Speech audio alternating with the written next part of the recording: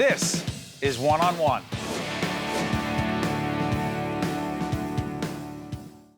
Steve Adubato, more importantly, I'm here with our good friend Peter Rooney, chair of the New Jersey Sharing Network Foundation Board of Trustees. How you doing on a big day like today? Today's a great day. We've been looking forward to today for a long time. We've got a lot of friends and supporters here. You're here. You've been a tremendous supporter of ours. So it's a great day of celebration and tribute for us. Yeah, this meditation garden is opening up today. It's a day where all kinds of folks who have been part of the Sharing Network have come together. Those who have given the gift of life, those who've received the gift of life. But in your case, Peter, there's a PSA that's actually running a lot that you have been talking about that you're a part of, that I'm sure you never wanted to be a part of. But the reality is you're making a difference. And it's about your dad, who was a firefighter in Millburn, gave his life for so many, but waited, and there wasn't that gift of life for him. Talk about it. Yeah, well, it's not a club you want to become a member of. Unfortunately, 10 years ago, my father was one of the 22 people who die every day while waiting. Here in New Jersey, we have 5,000 people waiting for the gift of life. And it's unfortunate. My father's story is unfortunate, but it's not unique. There's so many people waiting. The great work that we do here helps raise awareness, and it's making a difference. We see the number of lives that we're saving every year go up. We're saving more and more lives, and that's because of the education, that's because of the awareness, and the philanthropy. We're making a lot of noise here in New Jersey, and people are paying attention. We're making a difference. It's interesting. Your dad was waiting for... He was waiting for a kidney. And unfortunately, with the kidney, he waited for 4.5 years before he had a heart attack, unfortunately, and passed away. That was 10 years ago. There have been a lot of advancements since then and a lot of new technology. So his death is really a shame.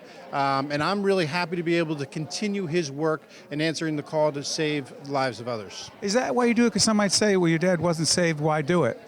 That's why I do it. That is why you do it. That's why I do it. I'm here because my father devoted his life to saving and helping others. I'm able to carry that on to the work here at the New Jersey Sharing Network. Thank you so much, Peter. Appreciate everything you do. Great. Thank you, Steve. Appreciate you being here. Thank you. We're pleased to be talking to Missy Rodriguez, who is a liver transplant recipient 31 years ago. 31 years, that is correct. I was the first 10-year-old to receive a liver transplant. How clear is that period of time in your life? I think I've heard stories, but not really at all. I don't really know my life other than having a transplant. The big difference between me and some other people that I've met over time is that I was never sick. I was never on a transplant list or anything like that. It was the kind of thing that I woke up in liver failure and immediately had a liver transplant. So you're here at the Sharing Network. It's a big day. You got all kinds of people here to dedicate this beautiful garden. Why are you here? Well, I kept my transplant secret for 30 years. Very few people knew about it. I never wanted to be defined by it.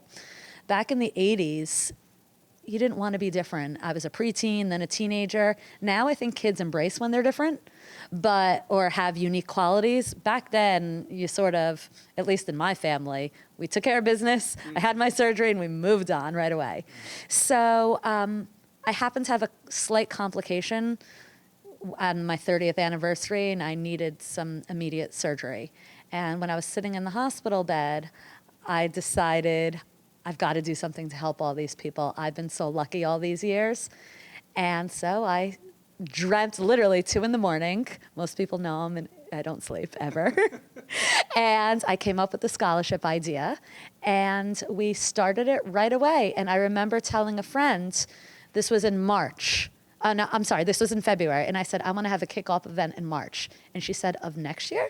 I said, no, next month. Hold on, let's be clear.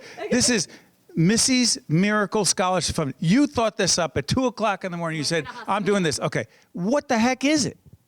Well, what we do is we provide college scholarships for anyone who has a relationship with organ donation. So the scholarship is specifically for organ donors, transplant recipients, or someone affected by it. And you've given out your first scholarship. Yes, and we're in every single high school in the state of New Jersey in just 1 year. Why are you doing this? Why not? I've been really fortunate. I have, like I said, I had my transplant. I moved on really easily. And when I was sitting in the hospital, I saw all these families that weren't, and they were struggling. I actually heard someone in one of the lounges talking about how they didn't know if they were going to have the money to pay for rent or for their medication. And I didn't talk to anyone in the lounge, in the patient lounge, even though I was there for 2 weeks, because I was really embarrassed. I felt like a failure that after 30 years, here I am back in the hospital. And so that's why in the middle of the night, I'm playing all these scenes over in my head. And I am a college counselor. That is my business. So I sort of married my personal life, which is the transplant, and my professional life, being a college counselor. And I came up with the idea of college scholarships. By the way, Missy actually had the nerve to say before we started the interview, I don't know if I have anything interesting to say. And all you're doing is... It's nothing different for me. This is just who I am. And now that I've sort of come out last year and told people about this, it's really empowering. And I feel like I know I've gotten amazing support through the events that we've held this past year. And even in my town, the publicity that I've gotten has just been so unwavering and incredible. Before I let you go, this garden, what does it mean? To me, it sort of solidifies my place here. And I have all these things. I have the butterfly. I have the scholarship. I was just at the transplant games where I won 3 gold medals. So those are going to be here. I have all these things. But to me, this garden, this is the first thing that's new since I've come on board here. And so I remember when they were first talking about it. And now it's here, and there's going to be a plaque with my name on it honoring Missy's miracle. So I feel like I've been part of this, whereas everything else was here. And I've used it and gotten to meet great people. But now this is something that I think I helped create. Well done, Missy. Thank you so much. I appreciate it.